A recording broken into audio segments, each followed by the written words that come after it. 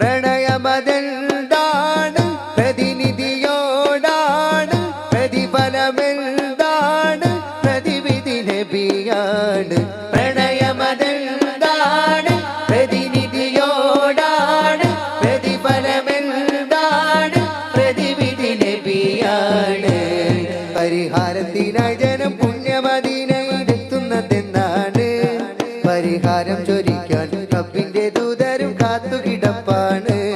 പരിഹാരം ചൊരിക്കാൻ പുണ്യമദീനയിലെത്തുന്നതെന്നാണ്, പരിഹാരം ചൊരിക്കാൻ